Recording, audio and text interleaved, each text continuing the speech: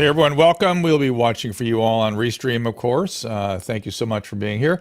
And over there on the Rumble chat, we will be there as well. We appreciate it. Tomorrow we have, of course, Dr. Gleb Seversky in here talking about cognitive distortions and the massive distortions we are all guilty of. And really, if we were paying more attention to that and less to our feelings about things, we might understand one another better. Today, the guest is Rhonda Swan, the book she is promoting. I will tell you more about that in a second, but first I want to tell you about The Unstoppable Family. It's she, her husband Brian, daughter Hanalei, who we will also speak to. She's an entrepreneur in her own right. The parents were doing well in the corporate world, but they decided when the daughter was born to do something different. They wanted financial freedom and travel, and now they have done exactly that. Hanalei has been to, I think, over 52 countries. We will get their stories, and of course Brian has an interesting story as well. And perhaps how you can empower particularly women in your life to do things unstoppably. We will take a little break to get the show going, and we'll be right back with that. Rhonda Swan and your calls after this. Our laws as it pertains to substances are draconian and bizarre. The psychopaths start this way. He was an alcoholic Because of social media and pornography, PTSD, love addiction, fentanyl and heroin, ridiculous. I'm a doctor, for Christ's sake. Where the hell do you think I learned that? I'm just saying, you go to treatment before you kill people. I am a clinician. I observe things about these chemicals. Let's just deal with what's real. We used to get these calls on Loveline all the time. Educate adolescents and to prevent and to treat. If you have trouble you can't stop and you want to help stop it, I can help. I got a lot to say. I got a lot more to say.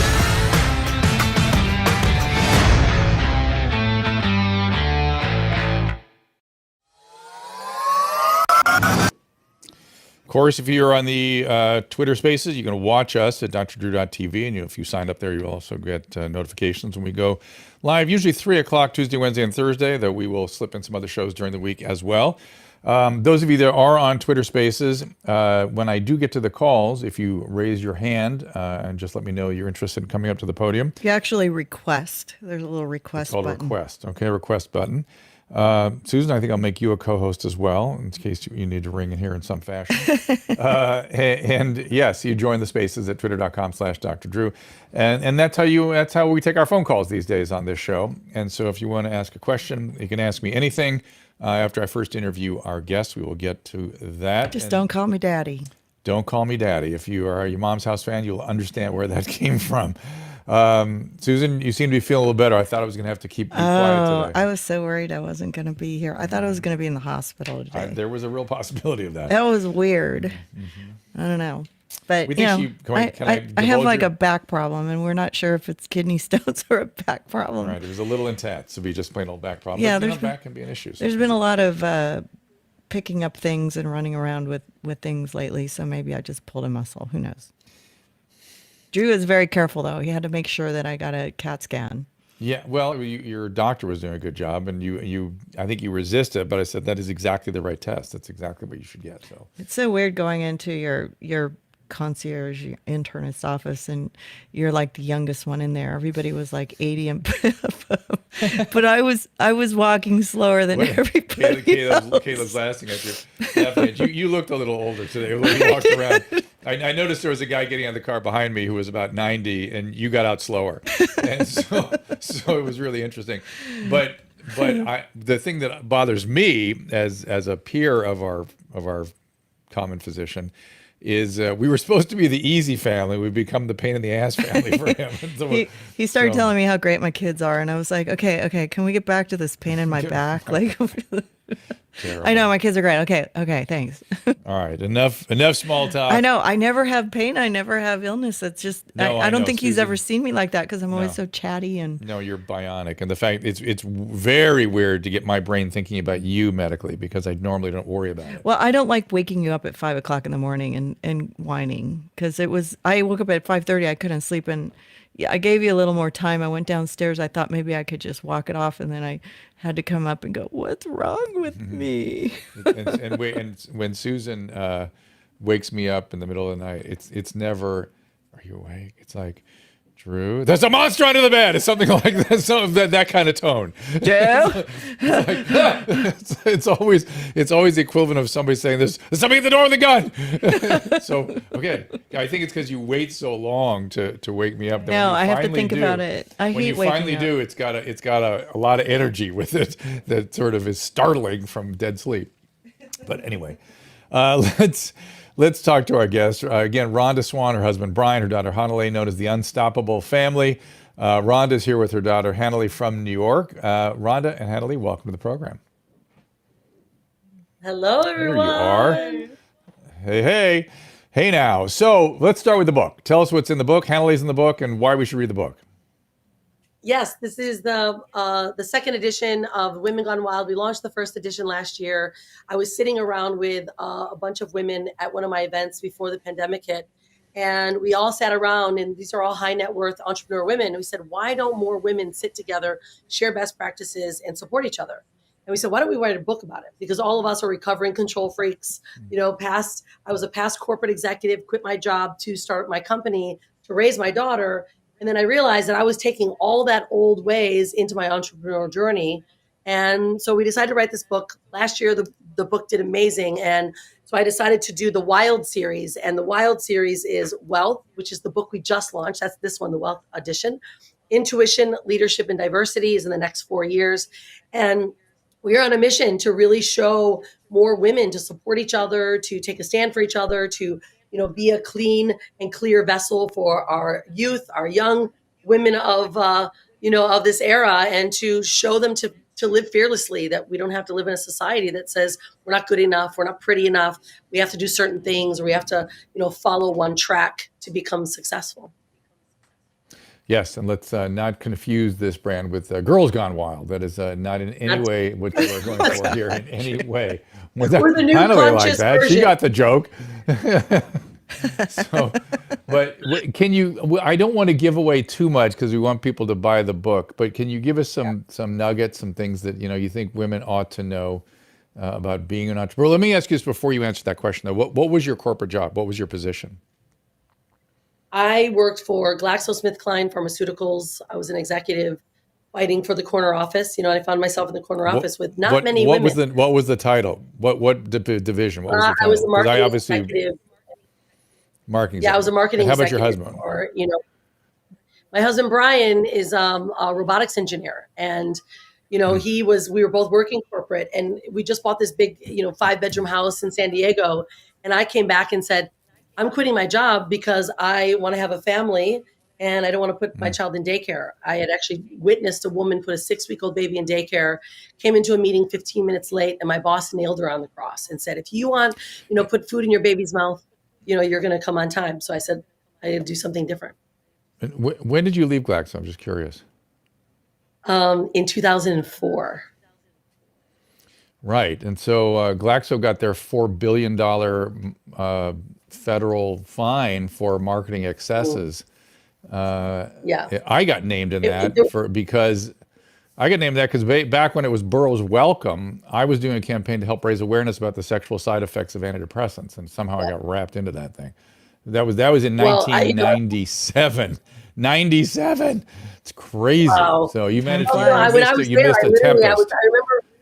I remember reading the clinical trials and going, what is this? Like, it wasn't making sense.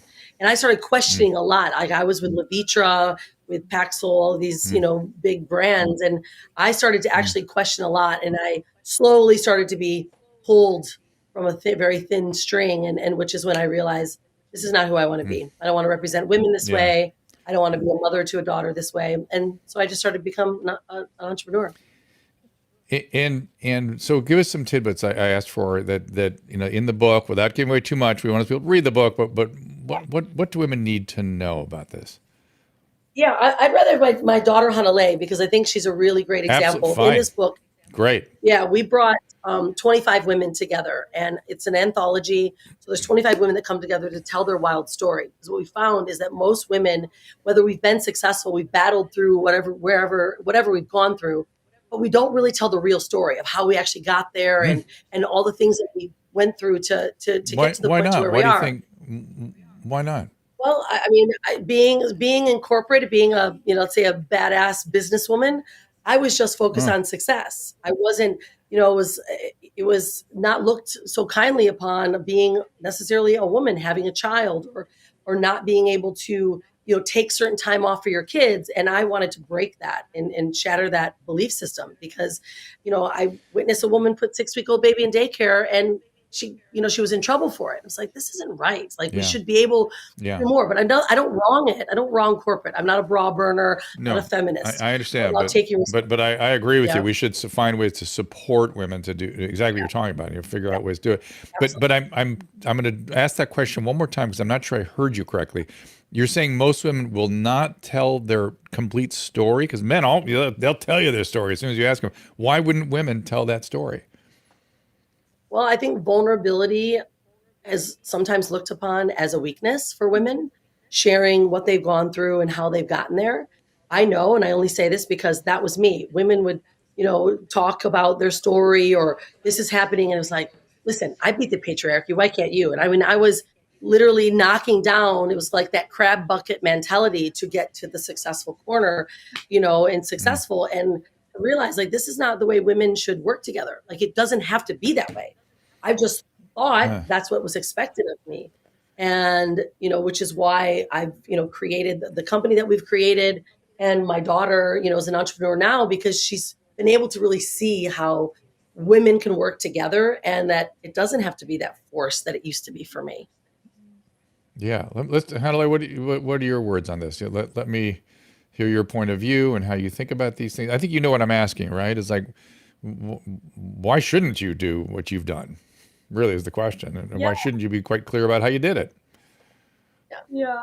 To kind of touch on the point that you were mentioning beforehand about women almost being scared to be vulnerable. I feel like we look at Mm, vulnerability as a weakness, to mm, share our true emotions. If you want to be successful in a man's world, you have to be strong. You have to fight like a man. You have to rise up in the ranks. This is what corporate teaches us.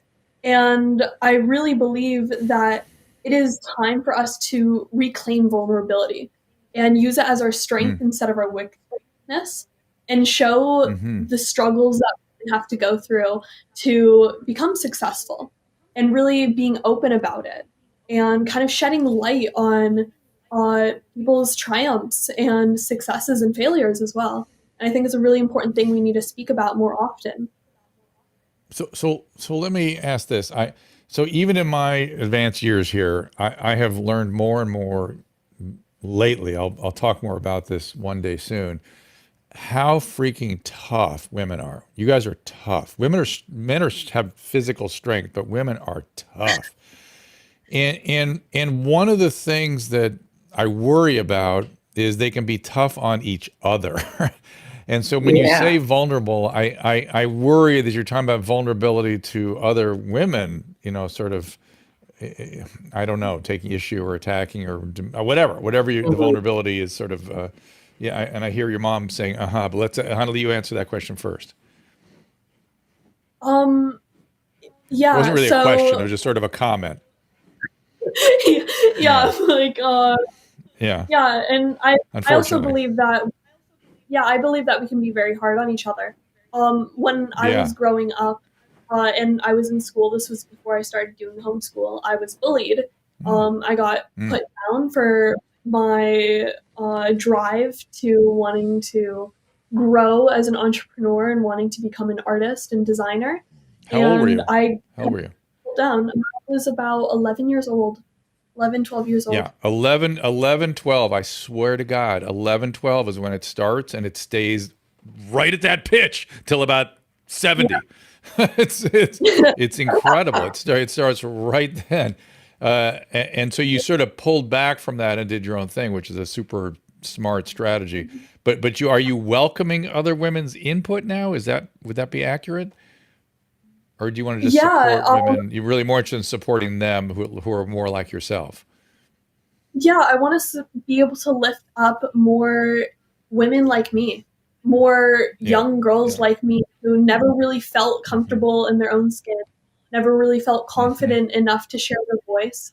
And for the girls, the young girls who are around my age, I want to show that it's okay to speak your mind. It is okay to share your story, and it is okay to be authentic.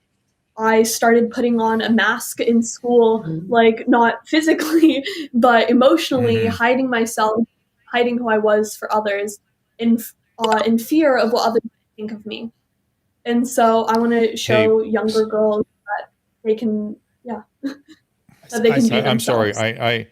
I once again had a major technical thing go on here. We lost Twitter Spaces. So Yes. Caleb, can you set up a new one? We Yeah, no, I'll have set- to do I'll the set up new a new one. one. All right. I don't know if you I can don't know why resume that it. happened. I have no idea what happened, but it suddenly literally like hazed out, and Yeah. then when I tried to unhaze it, it shut off. So, Uh-oh. so Well, I'll you know, we're start a new learning one all and this send you new the stuff. link. So all right, thank you. But sorry, Hanalei, to interrupt you like that. I think the point you were making was, I think, rather, nice to hear, really. And Mom, I'm sure you feel the same way. Yeah, very much so. Yeah, she was. She didn't tell us for a year, about the bullying. So it's a big thing, and it's a big stand that she takes, and that we take for these young women, especially being on social media. I think it's a good. Well, the bullying, 11, 12-year-old, Yeah. females do a lot of I mean, the stuff that goes on at age 11, 12, something happens, and this thing, the bullying is so common. It is so common. And it almost feels like no one escapes it. It's like the bullies become bullied. It's a big daisy chain, social media, it's crazy. it makes it bigger. I mean, social media doesn't allow them to even hide anymore. Oh, at least, of course. I mean, you do something and someone snaps it, and this is something too that we raised Hanalei. We started traveling when Hanalei was 1 year old, but she has been on YouTube, Facebook since she's been 1. She was doing videos since she was very, very young, because we wanted to make sure to share her voice and how to communicate and really share what she believes in. And that's when it really started to happen, because she had trails of videos and things that she's done, and then there's jealousy and girls nitpicking. It's like, wow, women still do that to each other, and they're doing it as young girls. And we wanted to really just bring that together and help change it. Yeah, in a weird way, cancel culture and all the horribleness on online environments is sort of a expanded version of that same damn thing. Hang on a second. People are getting me on Twitter. Okay, hold on a second. We are going to start again. Speaking of social media. Yes. Sorry about that. Well, we were using Clubhouse before, but more people have access to Twitter. I know a lot of people like Clubhouse. Sorry, but. And so, Caleb, do you just text me the link? Is that what happened here? Yes. Okay. And so open that in your Twitter app and just start it from there, and then I'll load back in. This is what happens when we're broadcasting live. Don't make me a co-host. Okay. Don't make me a co-host in the future, because I might have messed it up. Oh, that's what went down. Okay. I'm gonna take it. I couldn't understand it. I was like, what? No, I logged out of it and I went over to. Okay. Oh my God. All right, we're back. That was us when we were in our late 20s. Yes. I just want to let you know. Ugh. Our daughter found that picture in a drawer somewhere. No, it was at my dad's house. Those are the kind of pictures you give your dad, because you don't show anybody else. Right, and then my daughter turned it into He passed away and she inherited it. She turned it into a meme, so be careful. And then I took careful it from what her you wish for. Instagram. Now it's out. Thank you, Caleb. I appreciate it. It's already been out everywhere. So, Hanalei, Do you like working here, Caleb? Oh, yes. Do you want to continue working yeah. here? I do this in my free time. Those extra things. So, Silly Hanalei, goose. is there some examples of your work? Can we see your fashion somewhere? Is there? Because Susan was very much admiring how you're dressed today, and she wants to see more with your style. Yeah, I have my clothing is all online on my website, but I also have some designs in here as well, in the back closet. But Go run, get them. Go get them. Her, I want to see. her website is Hanalei Yeah. store. should I So what is it? Go Yep. for it. Yeah, why not? We're in the hotel. Spell- We're in New York spell- City. I love her outfit. Yeah, Hanalei, I love her outfit, too. Hanalei. swan.com or H-A- swanstore.com. And Swan is with one N. HANALEI SWAN store.com. Okay. That's her store. Yeah. And then oh, I see it. Now Caleb, you put Hanalei Swan on there. Okay. Okay, show us what you got. Oh, here comes something. Susan, here you go.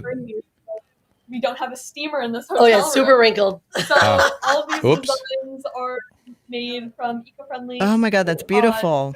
See? Yeah, And it's so cool. these are Beautiful. some of my earlier designs. The dress, you can't see the full thing, but it's a slip dress. A little wrinkled, but that's okay. A little bit wrinkled. That's gorgeous. Yeah, she uses all sustainable materials. She really cares a lot about the planet. My mission. Just so you know, Susan is the new fashion police. So just be careful. She gives you the thumbs up. It's a very meaningful. We're not prepared for this one, Susan. No, she didn't care about that. She's interested in the style. That's cute. Yeah, Was that like leggings with a? These are tops with Oh, cute. back, on the chest or wrap behind the back. And Nice. Sorry. And so my main goal with Beautiful. my clothing is to empower women to feel confident in their body, and I also choose to use eco-friendly and sustainable materials to help the earth, because fashion is the second to third largest contributor to waste on our planet currently, and so we are damaging the planet with what we wear. Did not know that. That's interesting. Water it takes. Check this one out. You'll like this one, Drew. Yeah. How much Go water ahead. do you think it takes to create a single cotton t-shirt? No idea. Roughly. Okay.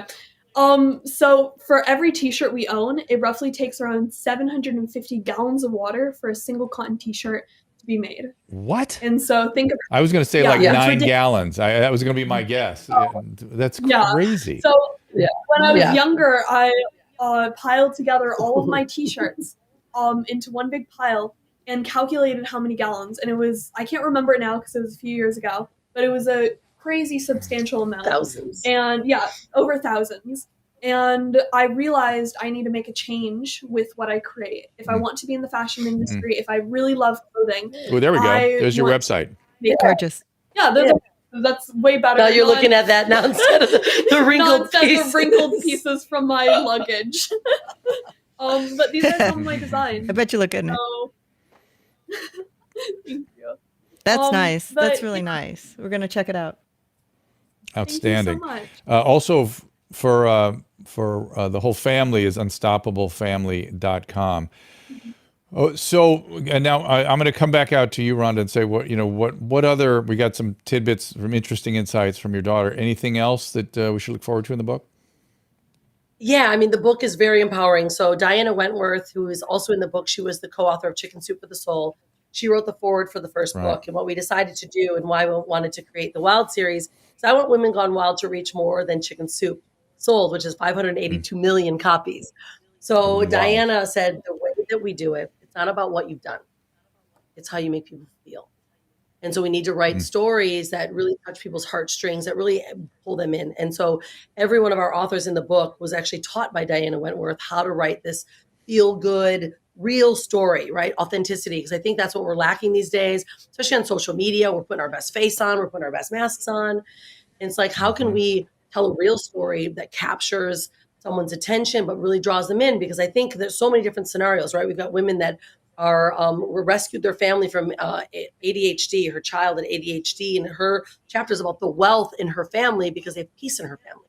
You know, Hanalei writes about memories, the memories that she created because her dad, my husband's dad, died when he was 16 years old of AIDS, but his dad knew he had an expiration date. So he started taking his kids traveling before he died. And so our family, which is why, we travel, and now Hanalei, she captures memories instead of things. We've got women that are talking about their spiritual journey and how they've gone to where they've gotten and how they've grown from it. So every chapter in this book goes deeply into another woman's journey and their storyline of how they've gotten to where they are so that more women can connect and to feel each other's. And if I can also add, this book, it's called the Wealth Edition, but it's not just about money. When we hear the word wealth, we immediately think of financial wealth. How can we make the most amount of money. This is the redefinition of wealth and how wealth is in our life. I find memories and collecting memories over things way more important in my life. It's not about the money. It's not about the financial gain. It's about the experiences I am able to have in this one lifetime. And so that's what I touch in my chapter, along with many other women who are sharing their stories on how they've redefined wealth in their life. You've been to 52 countries, is that right? Yeah, roughly around 52 countries. It's hard to keep counting. What was your, it must be hard to figure this out, but I'm going to ask the sort of platitude question, which is, which was your favorite, or which one stands out, or what, but I'm actually curious because there, when you see 52, you go, does anybody stand out? Does anything, I mean, you may have a kind of a, I really don't, I'm not so interested in your favorite because everyone has their own favorites, but what stood out for you? I think one of the biggest places that have stood out for me has been Bali, Indonesia. It's basically the place where I call home. It's the place I've lived in the longest. Yeah. And it's where I've been able to collect the most memories. I learned how to surf there. I started going to school there. I met mainly my first friends there. And the culture is so beautiful. And just the environment and the space is so tranquil and calm. And it's really and the place I get to the people are that way too, right? It's a lot of greetings are done as such. Gratitude, karma, and living by your karma, and that's something that I've incorporated into my life as well, and through the practices of finding gratitude as well. So in my stream here, people are asking how you, Hanalei, got your business off the ground. Yeah.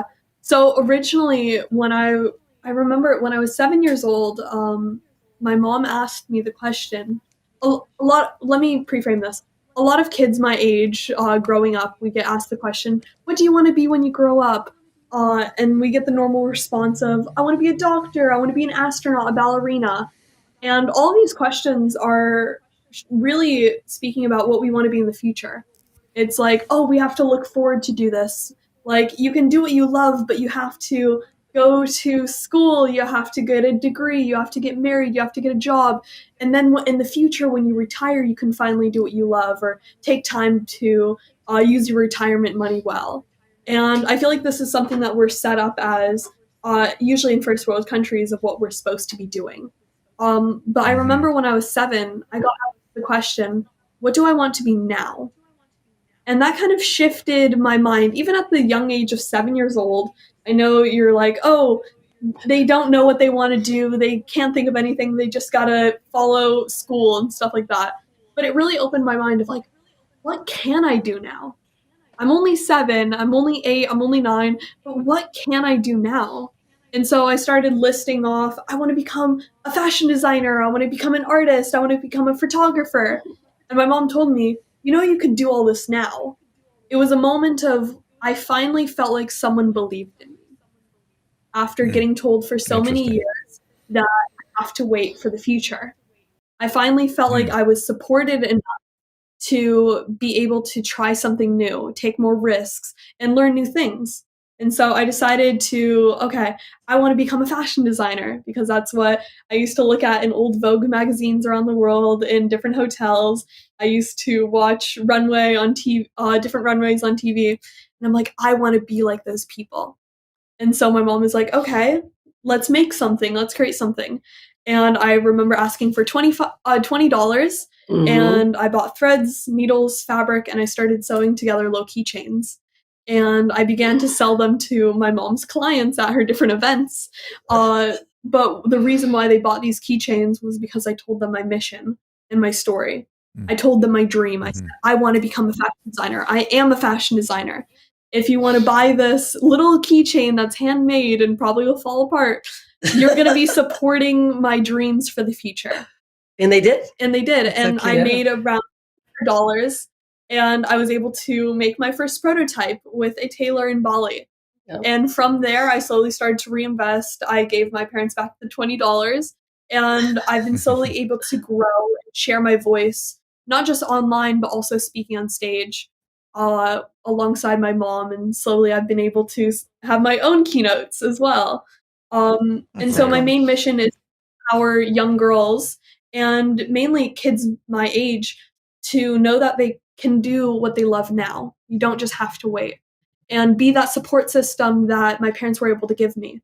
Because I know a lot of people in their life aren't able to have that support, aren't able to have that empowerment, that they don't have everyone who can ask them, oh, what do you want to be now? Like they think smaller. So I want to be able to open their minds and share that you can do incredible things now. It's sort of interesting to me. I mean, you're really talking about creative endeavors, and it's interesting to me that musicianship is one of those areas where we do support kids early. It's like, It's true. and they are allowed to perform and do things, but it's as though we don't think about it with other creative endeavors the same way. And it's kind of interesting to me that maybe this will be, something new that one of the guys on one of the males on I guess male, I don't know, I shouldn't say that, on Restream on Twitch said when I was 7 I was watching Pokemon and snorting pixie sticks. oh, well, that's good. So I mean, I think women, I think that's pretty much what my kids were like at that age. So you're inspirational, definitely. Yeah. So thank you guys for joining us. Hanalei, really best to you, and congratulations on your work, your business, and hopefully it continues to grow. Mom, anything else, Rhonda? Do we miss anything that you wanted to point out? No, I just want to encourage people to get access to the book right now. We hit 15 best-selling categories in the first 72 hours. And we've been ranking the top 2,000 and 3,000 of all-time Amazon books this whole week, because the digital book right now is available only for $1.99. We're keeping it available so that more people can get access to it. The physical book actually goes live in September. So you get access right now. Share it. Share more stories for more women. And our kids, they deserve it. I mean, of course, we got men buying this book like, wow, this is so inspiring. Like, we all need to do this together. And that's really the mission. Yeah. It's about, I want 80,000 women in a Coliseum together, sharing their wild stories and coming together. And that's slowly coming a reality. We have a New York Times Square billboard right here outside of our window. And so the more we keep sharing, the better. So you can go to WGWlive.com. I'll take you straight to Amazon. You can get access to the book right away. Then RhondaSwan.com, and then it's HanaleSwan.com, and also UnstoppableFamily.com, right? That's it. Okay. Thank you guys. Thanks for joining us. Dr. Drew. You bet. Take care. Thanks, as we say, Taylor. as they do in Bali.